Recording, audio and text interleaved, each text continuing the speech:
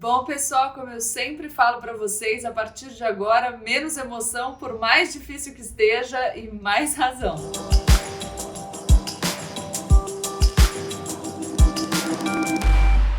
Já quero pedir para vocês deixarem o like, se inscreverem no canal, porque a gente tem aí assistido algumas investidas contra a liberdade de imprensa, então talvez amanhã você não possa mais dizer o que você gosta e o que você não gosta. Então aproveita o dia de hoje e deixa um joinha aqui pra gente ver se você tá gostando. Bom, vamos lá. Eu vou fazer aqui uma abertura que vai parecer que eu tô repetindo o vídeo de algumas semanas, porque mais uma vez a gente vai falar que o presidente Jair Bolsonaro, contrariando aí todas as orientações das autoridades de saúde, tanto internacionais quanto do seu próprio ministério, o novo ministro da Saúde já falou a favor do isolamento, o presidente Jair Bolsonaro, no último domingo, de novo compareceu a manifestações em favor do seu governo e, enfim, promoveu aglomerações, cumprimentou os manifestantes e incentivou que as pessoas descumprissem aí o que todo mundo pede no sentido do isolamento social.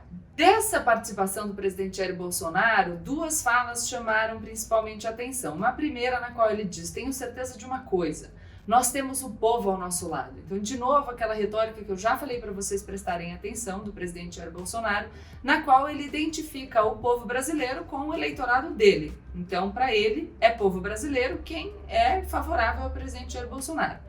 Isso é importante porque ele continua a fala para dizer: nós temos as Forças Armadas ao lado do povo. Então, por uma conclusão óbvia, o que ele está dizendo é que as Forças Armadas estão ao lado do povo, que para ele significa as pessoas que apoiam Jair Bolsonaro, ou seja, as Forças Armadas estão ao lado de Jair Bolsonaro. Isso, inclusive, gerou nas redes sociais um pedido significativo para que as Forças Armadas se manifestem peraí, vocês estão a favor do Jair Bolsonaro ou vocês estão junto do povo brasileiro?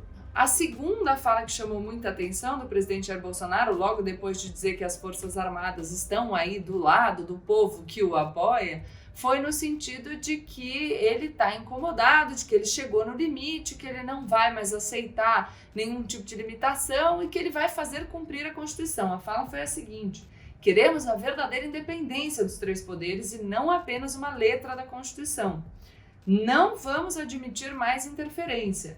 Acabou a paciência. O que o presidente Jair Bolsonaro está falando aqui é um pouco em resposta à decisão do ministro Alexandre de Moraes, que suspendeu a nomeação do Alexandre Ramagem para a Direção-Geral da Polícia Federal. A gente já falou disso aqui no canal, mas o ministro do STF, Alexandre de Moraes, num mandado de segurança impetrado pelo PDT, suspendeu a nomeação do Alexandre Ramagem, e isso gerou uma intensa discussão que teve controvérsias, inclusive, dentro da própria comunidade jurídica. Juristas que não apoiam o presidente Jair Bolsonaro, que, aliás, são declaradamente contrários ao governo, chegaram a criticar a decisão do ministro Alexandre de Moraes como uma interferência indevida do Poder Judiciário nas prerrogativas do Poder Executivo. É isso que o presidente da República usa para falar que o que ele quer é uma independência dos poderes que não esteja só na letra da Constituição, mas que seja efetiva. Então, ele se posiciona de forma muito firme contra o Supremo Tribunal Federal. O que é interessante a gente pensar nesse cenário que a gente está observando? É importante a gente começar a perceber que esse comportamento do presidente Jair Bolsonaro é metódico. Então, quando a gente começa a ver o presidente indo para essas manifestações, minimizando a importância do vírus, desde o dia 15 de março, lembra que ele compareceu às manifestações, cumprimentou manifestantes, e isso, pouco tempo depois, ele ter publicado um vídeo junto com o então ministro da Saúde, Luiz Henrique Mandetta, desincentivando o comparecimento das pessoas nesses atos? Pois é, desde o dia 15 de março, a gente já viu outros comportamentos do presidente Jair Bolsonaro que seguem essa mesma linha. Então, a gente teve passeio por Brasília, a gente teve depois ele indo numa farmácia, limpando o nariz e cumprimentando os seus apoiadores, a gente teve no último dia 19 de abril aquela manifestação na frente do quartel-general do Exército, na qual ele sobe numa caçamba e fala muito entusiasmado para manifestantes que estavam segurando faixas, pedindo retorno do AI-5, pedindo intervenção militar, e agora a gente tem de novo uma manifestação na qual as pessoas têm pautas como fechamento do Congresso, fechamento do STF, e o presidente da República inflando esse tipo de manifestação. Depois de todos esses episódios, o que a gente verifica, isso no dia em que eles acontecem e no dia imediatamente posterior, são algumas lideranças políticas publicando notas de repúdio ao comportamento do presidente da República, mas nada muito além disso. A única vez que a gente teve uma consequência mais significativa foi no último dia 19 de abril, que o Procurador-Geral da República, Augusto Aras, fez um pedido de instauração de inquérito no Supremo Tribunal Federal para avaliar quem seriam os organizadores dessas manifestações contra o sistema democrático.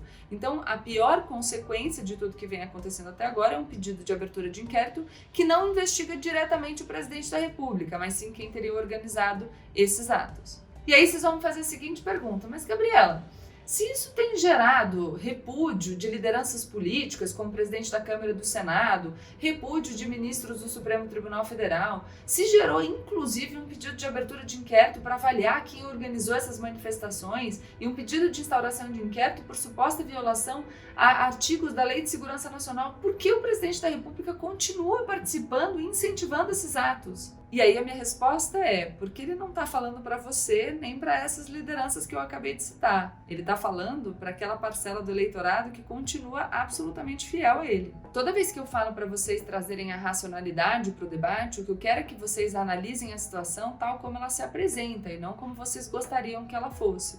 Então não adianta nada você olhar para o que está fazendo o presidente da República, Jair Bolsonaro, e segundo a tua percepção, que é, ai meu Deus, eu acho um absurdo o que ele está fazendo, ele não deveria estar incentivando essas manifestações, você achar que todo mundo partilha desse mesmo sentimento que você, porque isso não é verdade. E uma forma fácil de você avaliar que isso não é verdade é só consultar as últimas pesquisas que atestam a popularidade do presidente.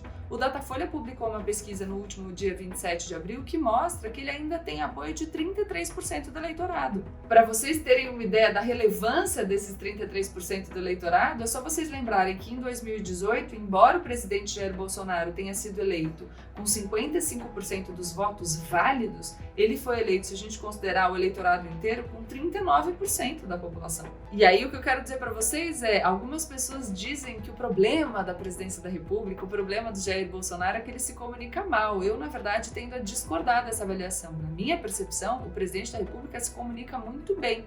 Essa atitude dele tem método e o que ele está fazendo é manter aguerrida a sua militância, aquela parcela do eleitorado que o apoia não só apesar do que ele faz, mas justamente em virtude do que ele faz. O método de gestão política do Bolsonaro, o cerne da sua retórica é gerar conflito. E a geração de conflito é capaz de fazer com que as pessoas se comprometam muito significativamente com determinadas pautas. Se vocês não quiserem analisar só o cenário político, deem uma olhada aí nas redes sociais e vejam quantas são as pessoas que crescem nas redes sociais com essa retórica de conflito, de grosseria, de provocação. A gente tem jeitos de engajar as pessoas. E o conflito, o ódio, a repulsa é um método de engajamento. Tá, mas aí vocês vão me perguntar o seguinte: tudo bem, Gabriela, então a gente está vendo que o presidente da República insiste nesse comportamento irresponsável, e aqui eu vou lembrar vocês que é irresponsável na visão de vocês, e que ele sofre repúdio de outras lideranças políticas, por exemplo, o presidente da Câmara, Rodrigo Maia, por exemplo, alguns ministros do Supremo Tribunal Federal, mas ninguém faz nada para tirar esse cara do poder. Por quê?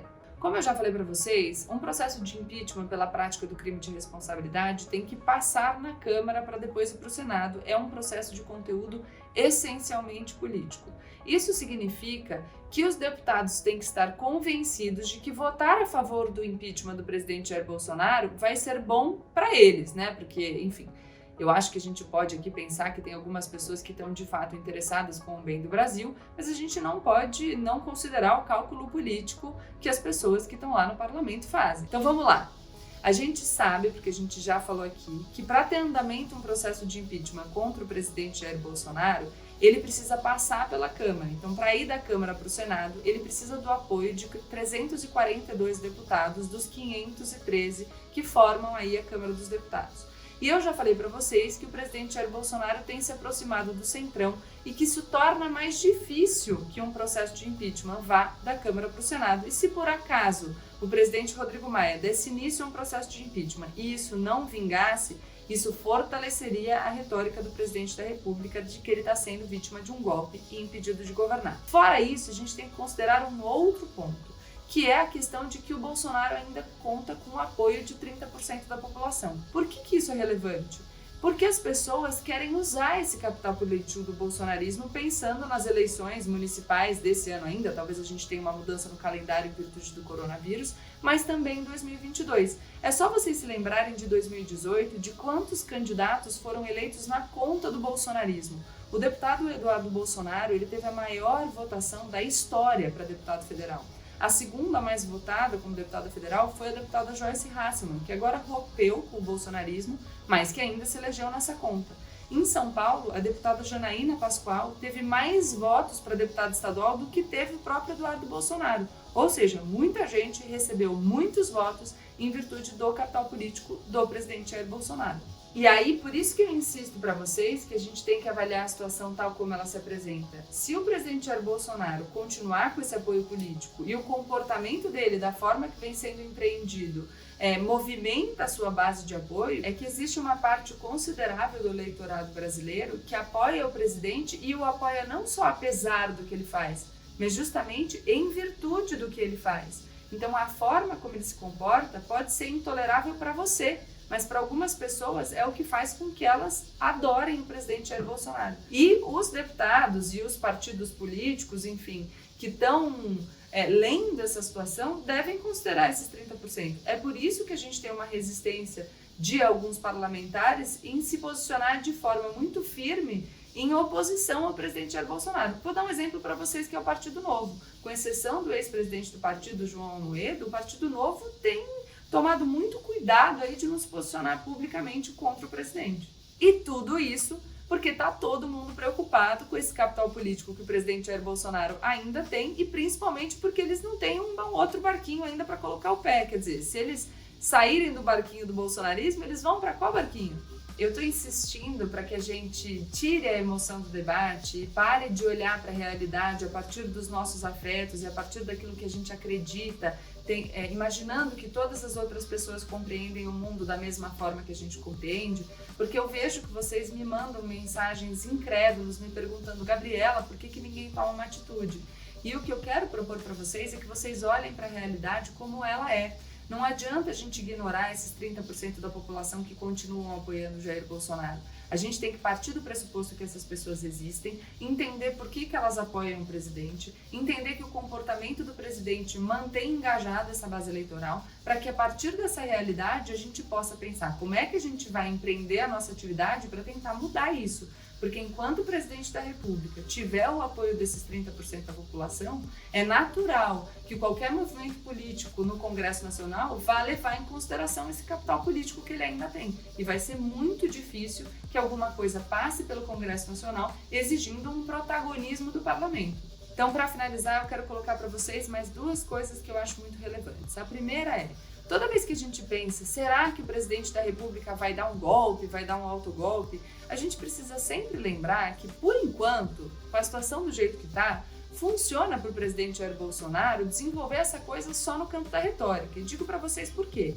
A retórica dele é sempre de: eu não consigo governar porque não me deixam, a imprensa não me deixa, o Supremo Tribunal Federal não me deixa, o parlamento não me deixa.